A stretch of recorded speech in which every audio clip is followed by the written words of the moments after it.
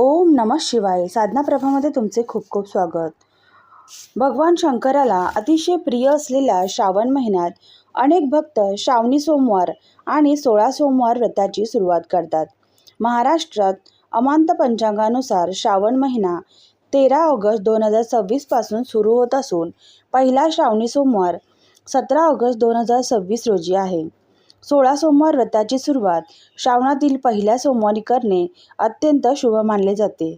हे व्रत स्त्री, पुरुष, विवाहित, अविवाहित सर्वजण करू शकतात. श्रद्धेने आणि भक्तिभावाने केलेल्या या व्रतामुळे भगवान शिवांची कृपा होते, अशी मान्यता आहे. तर 16 सोमवार व्रत कसे करावे?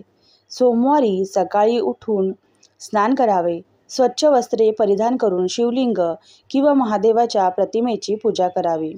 शिवलिंगावर जल, दूध, पंचामृत अर्पण करून बेलपत्र, फुले, अक्षता वाहाव्यात. ओम नमः शिवाय या मंत्राचा कमीत कमी 108 वेळा जप करावा. दिवसभर शक्य असल्यास उपवास करावा. फळाहार करावा. उपवासाचे पदार्थ घेऊ शकतो. संध्याकाळी शिव आरती करून 16 सोमवार व्रतकथा वाचावी. या सोमवाराचे काही नियम आहेत, जसे हे व्रत श्रद्धेने आणि सातत्याने करावे. राग, वादविवाद आणि अपशब्द टाळावेत. सात्विक आहार घ्यावा. शिवनामाचा जप आणि शिवध्यान करावे. सलग 16 सोमवार व्रत पूर्ण झाल्यानंतर 17व्या सोमवारी उद्यापन करावे. हे व्रत केल्याने आपल्या मनोकामना पूर्ण होतात. विवाहातील अडथळे दूर होतात. कौटुंबिक सुखशांती लाभते आणि आरोग्य आणि समृद्धी प्राप्त होते.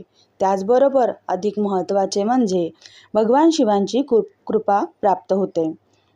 तर यंदाच्या श्रावणात आपण भक्तिभावाने 16 सोमवार व्रत अगदी नक्की सुरू करूया आणि भगवान महादेवांची कृपा प्राप्त करून घेऊया. अशा प्रकारे आपण हे 16 सोमवार व्रत पूर्ण करू शकतो. श्री शंकराची कृपा प्राप्त करून घेण्यासाठी 16 सोमवाराचे व्रत श्रद्धेने केल्यास इच्छित फलप्राप्ती होते आणि दुःख, दारिद्र्य, विवंचना, रोग इत्यादी संकटे दूर होतात. हे व्रत करणाऱ्यास सुख, शांती, संपत्ती व आरोग्य लाभते. मानस आनंद व समाधान मिळते. दूर गेलेल्या व्यक्तीची भेट होते. संतती प्राप्त होते. विवाह जमतात. व्यापार करणाऱ्यांना व्यापारात भरपूर फायदा होतो. नोकरी नसणाऱ्यांना नोकरी मिळते. एखाद्या आजारातून पूर्णपणे बरे होता येते. अशा रीतीने दुःख, दारिद्र्य, दैन्य दूर, मनःशांती प्राप्त करून देणारे हे अतिशय लाभदायी व फलदायी व्रत आहे. मनाला समाधान व प्रसन्नता मिळवून देणारे हे व्रत आहे. या व्रताची सुरुवात श्रावणातील पहिल्या सोमवारी किंवा कोणत्याही महिन्याच्या कोणत्याही सोमवारपासून आपल्याला करता येते. क्रमाने 16 सोमवार करून येणाऱ्या 17व्या सोमवारी या व्रताचे उद्यापन करावे. व्रत करणाऱ्या व्यक्तीने सकाळी स्नान करून सोवळे व धूत वस्त्र नेसून श्री शंकराची मनोभावे पूजा करावी. नमस्कार करून फळाचा, शिऱ्याचा किंवा खिरीचा अशा गोड पदार्थांचा नैवेद्य दाखवावा. दिवसभर उपवास करावा. आपली नित्य कामे करावीत. मनात श्री शंकराचे स्मरण करावे. ज्यांना उपवास करणे शक्य नाही त्यांनी गव्हाच्या, रव्याच्या, गूळ व तूप घातलेला शिरा किंवा खीर खावी.